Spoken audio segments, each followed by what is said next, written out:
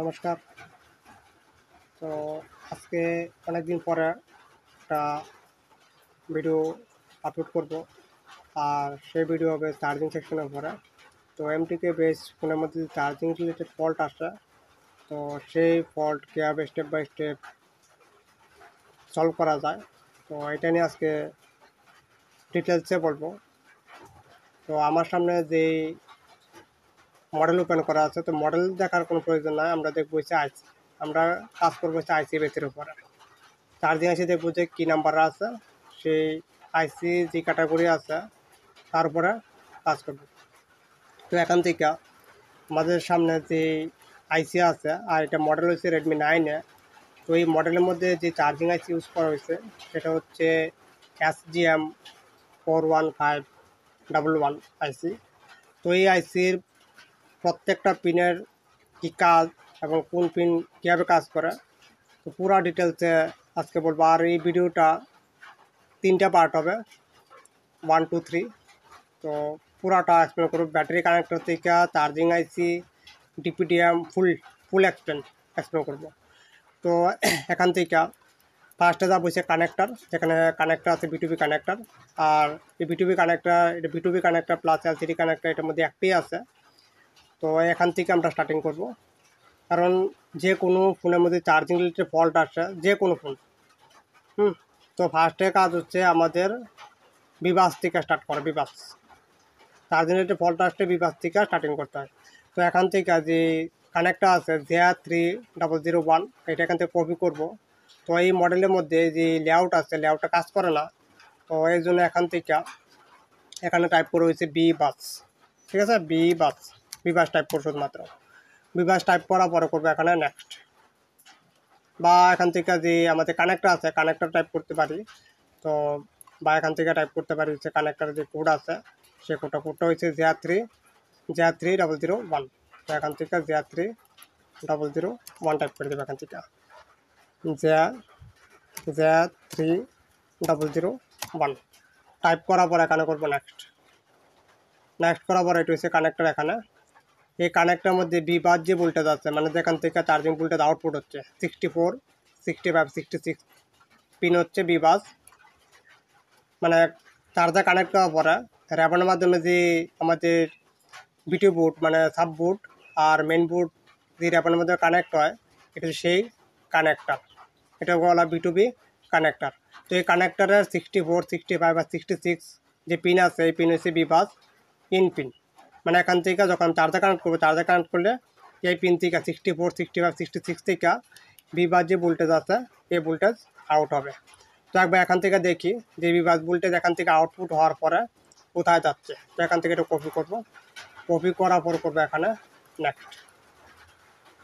Next করার পরে দেখবো আবার নেক্সট করবো। এখানে নেক্সট করার পরে বিবাস যে ভোল্টেজ আছে, এই বিবাস ভোল্টেজ এখানে একটা টিপি আছে, টিপি 3001। এই যে টিপি আছে, এই টিপির মধ্যে যে আমি চার্জার লাগা চেক করি, তাহলে এই টিপির মধ্যে 5 ভোল্টেজ চেক করতে পারবো।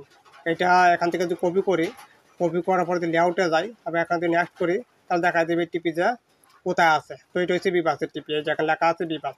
তো এই টিপির মধ্যে আমি চার্জার লাগাই, চার্জার লাগালে এই টিপির মধ্যে 5 ভোল্টেজ থাকবে। এখানে যদি এখানে 5 ভোল্টেজ থাকে, এখানে যদি 5 ভোল্টেজ থাকে, তাহলে আমাদের মানে চার্জার মানে বিটিওবি বোর্ড এবং ফ্ল্যাক্স মানে রেবন আর এই কানেক্টর যা আছে ওকে কন্ডিশন আছে, যদি এখানে 5 ভোল্টেজ পাওয়া যায়। আর যখন 5 ভোল্টেজ না আসে, তাহলে নিচে যে বোর্ড আছে সাব বোর্ড, এইটাকে চেক করতে হবে। মানে কানেক্টর থেকে সাব বোর্ড যা আছে এগুলো চেক করতে হবে।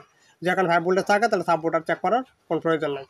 তো এখানে 5 ভোল্টেজ চেক করবো ফার্স্টে, তারপরে চেক করবো কি মানে টিপির পরে 5 ভোল্টেজ যাচ্ছে কোথায়, এটা চেক করবো। তো এখান থেকে এটা কপি করবো, আবার কপি করার পর করবো এখানে নেক্সট করলে এখানে কি আছে মানে টিপির পর 5 ভোল্টেজ কোথায় আসতেছে, এই যে আইসি আছে ওবিপি আইসি, এই আইসির মধ্যে ইনপুট হচ্ছে।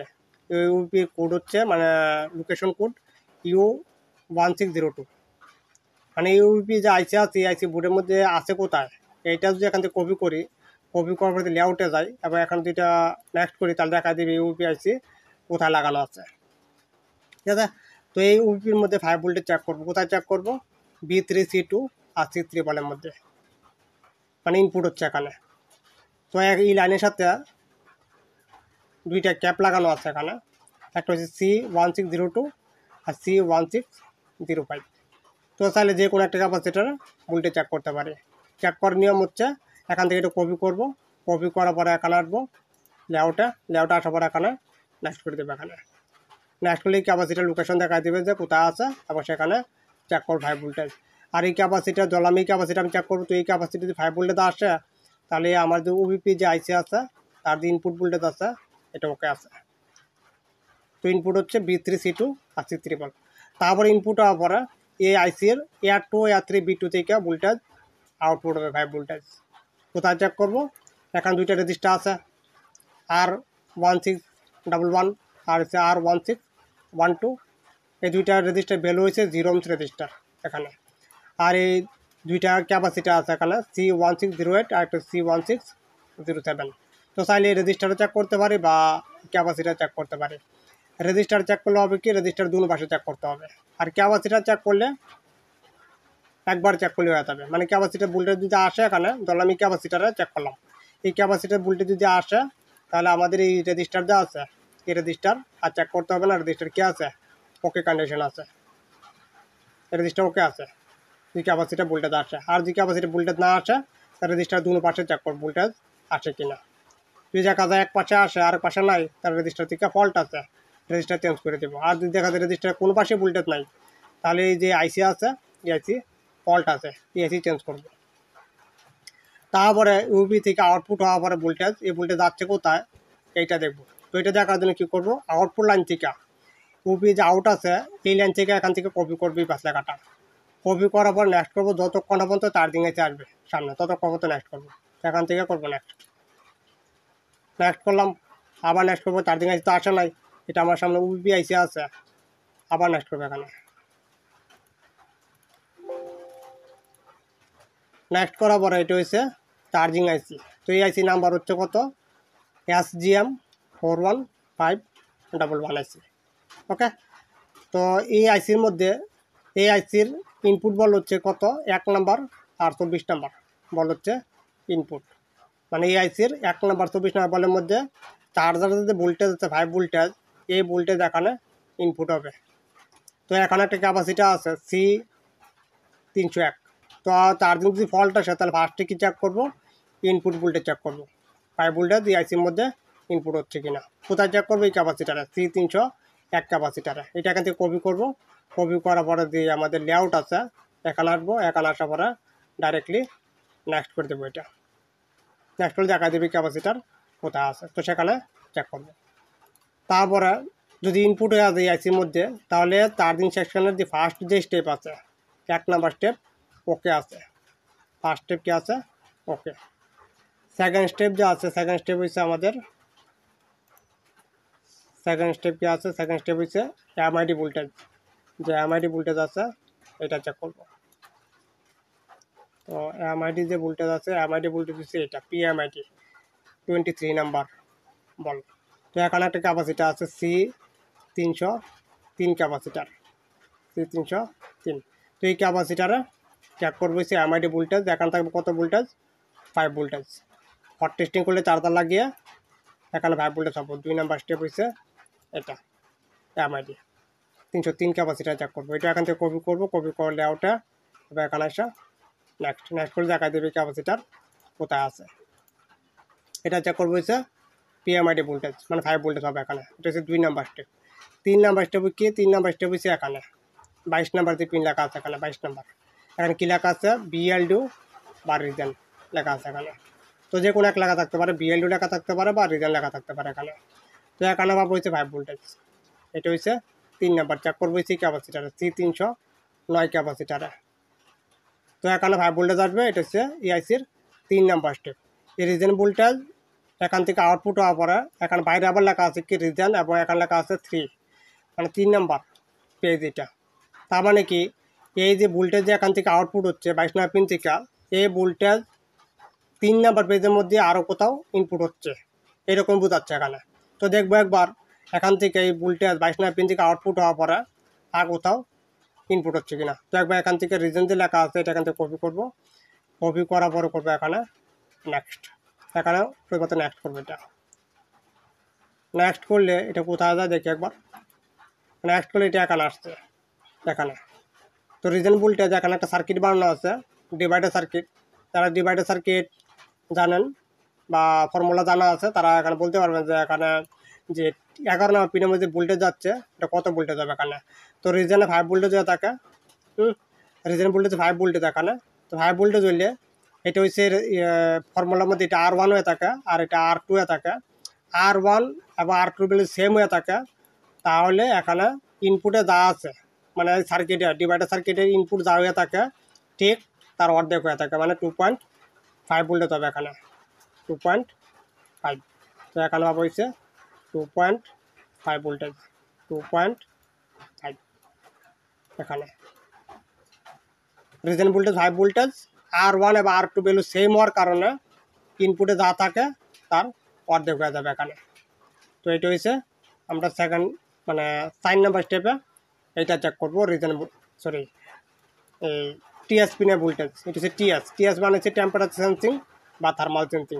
এইটা চেক করবো এখানে 4 নাম্বার স্টেপের মধ্যে, দেখবো যে এখানে এটা আছে কিনা ভোল্টেজ।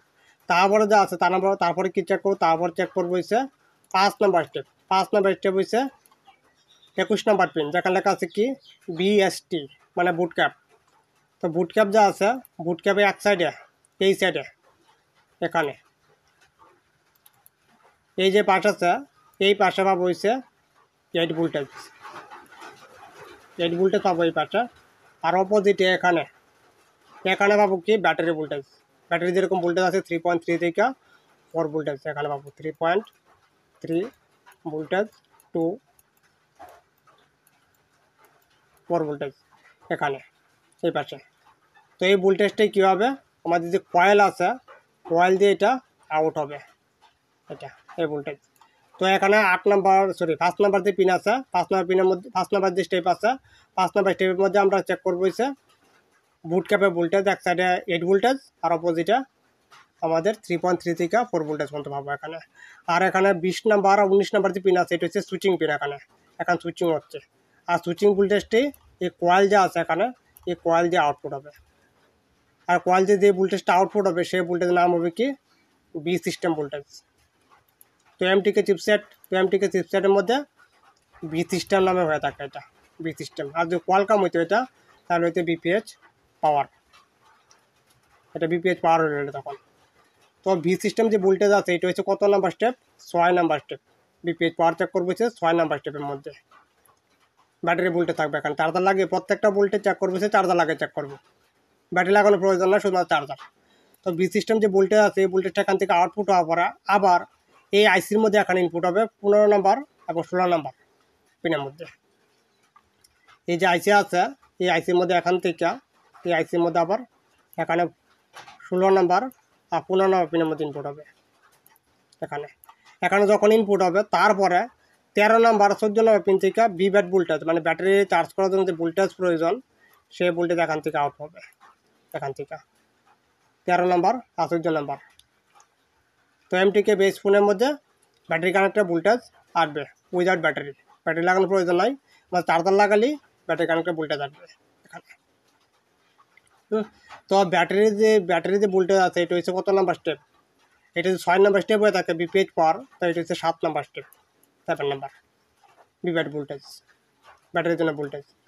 তারপর ব্যাটারির জন্য ভোল্টেজ যে আছে ব্যাটারি ভোল্টেজ আউটপুট হয়ে গেছে, তারপর দেখতে হবে কি চার্জিং যে আছে চার্জিং শো হচ্ছে কিনা ডিসপ্লের মধ্যে, ইন্ডিকেট হচ্ছে কিনা এটা দেখতে হবে। তো এমটিকে বেস ফোন হলে ইন্ডিকেট কোথা থেকে আসবে, ইন্ডিকেট আসবে হচ্ছে আমাদের দুইটা পিন হয়ে থাকে, সেটা হচ্ছে একটা হয়ে থাকে বিসিডিটি আর হচ্ছে চার্জার এলটি। আমি যে চার্জার লাগাইছি চার্জিং ইন্ডিকেট আসতে হবে না যে চার্জিং শো হচ্ছে ফোনের মধ্যে এরকম পার্সেন্টেজ শো করতে হবে না। তো সেটা কোথা থেকে আসবে, সেটা আসবে হচ্ছে বিসিডিটি আর চার্জার এলটিও সেখান থেকে। তো একবার এখান থেকে টাইপ করবো হচ্ছে বিসিডিটি ভোল্টেজ চার্জার ডিটেক্ট ট্রিগার। তো বিসিডিটি এবং নেক্সট করবো এখানে। নেক্সট করলে এখানে লেখা আছে কি বিসিডিটি রেটিং 1.2, মানে বলতেছে কি এখানে 1.2 যদি থাকে বিসিডিটি ভোল্টেজ তাহলে ওকে কন্ডিশনে আছে। তো বিসিডিটির মধ্যে 1.2 থাকে না, এখানে বিসিডিটি যে লাইন আছে এটা হচ্ছে বিসিডিটি, এটা হচ্ছে সিআরবি আইসি পাওয়ার আইসি MT6357 CRB। তো এই যে আইসি আছে, এই আইসির T11 নম্বর বল যা আছে এখানে, সিআরবি আইসি যেখানেই আছে, যে মডেলে আছে, যে ব্র্যান্ডের মডেল আছে, মোবাইল আছে বা আছে, যেখানে আইসি লাগানো আছে, সিআরবি আইসি লাগানো আছে, সেখানে বল নাম্বার হবে হচ্ছে T11 নম্বর বল, PCT বল, ভোল্টেজ চার্জার ডিটেক্ট ট্রিগার। আমি যে চার্জার লাগানো হচ্ছে, চার্জার লাগানোর পর যে চার্জিং লোগো আসে, এই পিন থেকে আসে, BCT থেকে। তো এখানে আপনার ভোল্টেজ পাওয়া যাবে হচ্ছে 0.5 ভোল্টেজ।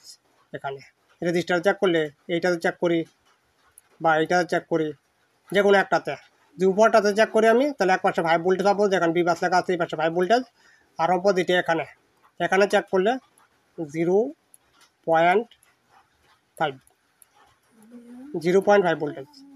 তো 0.5 ভোল্টেজ যা আছে, এই যে আইসি আছে, এই আইসির মধ্যে এখানে এন্টার হয়ে যাবে, এখানে T11 নম্বরের মধ্যে। আর এই ভোল্টেজ যদি এখানে মিসিং হয়ে যায় কোনো কারণে, বা সার্কিট ফল্ট হয়ে যায় এখানে, তাহলে আপনার ফোনের মধ্যে চার্জিং লাগালে চার্জিং শো করবে না, মানে চার্জার কানেক্ট করলে চার্জিং লোকটুকু কোনো কিছু আসবে না। যদি এরকম ফল্ট আসে কখনো, দেখা গেলো কি চার্জিং আইসির ইনপুট ঠিক আছে কিন্তু চার্জিং শো করে না, MTK বেস ফুল, তাহলে মানে ইনপুটের পরে BCDT যে ভোল্টেজ আছে এইটা চেক করবো, দেখবো যে এইটা ঠিক আছে কিনা। তারপরে যাবো হচ্ছে সামনে আরেকটু, তারপর চেক করবো হচ্ছে আরেকটা লাইন আছে, সেটা হচ্ছে কি R11 নম্বর বলের মধ্যে লেখা আছে কি চার্জার LDO। এইটা হচ্ছে চার্জিংয়ের VDD সাপ্লাই। এই যে আইসি আছে সিআরবি আইসি, তার ভিতরে যে চার্জিং যে সেকশন আছে তাকে অ্যাক্টিভ করার জন্য এটা হচ্ছে সেই সাপ্লাই, চার্জার LDO সাপ্লাই। তো এখানে পাবো হচ্ছে 2.8 ভোল্টেজ, 2.8। তো 2.8 যা আছে, এক পাশে যা আছে রেজিস্টার আছে এখানে একটা 7.5K রেজিস্টার আছে এখানে। তো রেজিস্টার এই পাশে 5 ভোল্টেজ, চার্জারের ভোল্টেজ এই পাশে, আর অপোজিটে এখানে পাবো হচ্ছে কত voltage, 2.8 voltage. But without IC, without PMIC check করলে রেজিস্টার দুটো পাশেই 5 ভোল্টেজ আসবে। এই আইসি লাগানো থাকলে তাহলে এক পাশে রেজিস্টার, এক পাশে পাবো 5 ভোল্টেজ, অপোজিটে 2.8 ভোল্টেজ। ঠিক আছে। তো 2.8 ভোল্টেজ যখন এখানে এন্টার হয়ে যাবে এই আইসির মধ্যে, তখনই আপনার চার্জিং শো করবে। দুই লাইন MTK বেস ফোনের মধ্যে এই দুই line very very important charging show করার জন্য। এই দুই লাইন থেকে কোনো একটা লাইন ফল্ট হয়ে গেলে বা ভোল্টেজ মিসিং হয়ে গেলে আপনার ফোনের মধ্যে চার্জিং শো করবে না, ডিসপ্লের মধ্যে চার্জার লাগালে। তো এই দুই লাইন চেক করবো। তারপরে চেক করবো কি, হচ্ছে পরে আসবো যদি চার্জিং শো হয়ে যায় ডিসপ্লের মধ্যে, তারপরে আসবো এখানে,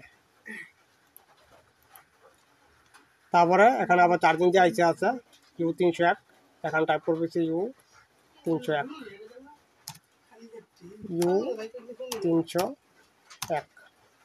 U301 টাইপ করার পরে এখানে করবো নেক্সট করার পরে আবার এখানে চলে আসছি U301 যে আছে। তো আজকে দেখলাম হয়েছে চার্জিং ইন্ডিকেটর পর্যন্ত, যে চার্জিং ইন্ডিকেটর আছে এতটুকু পর্যন্ত। পরবর্তী পার্টের মধ্যে আমরা যে কন্ট্রোলিং যে সেকশন আছে, যেমন C লাইন আছে, charging enable, INT, SCL, HDA, status, PG, তারপর হচ্ছে PSCL যে লাইন আছে, এই প্রত্যেকটা লাইন নেক্সট পার্টের মধ্যে এক্সপ্লেন করবো। আজকে ইন্ডিকেটর পর্যন্ত, মানে চার্জার লাগালে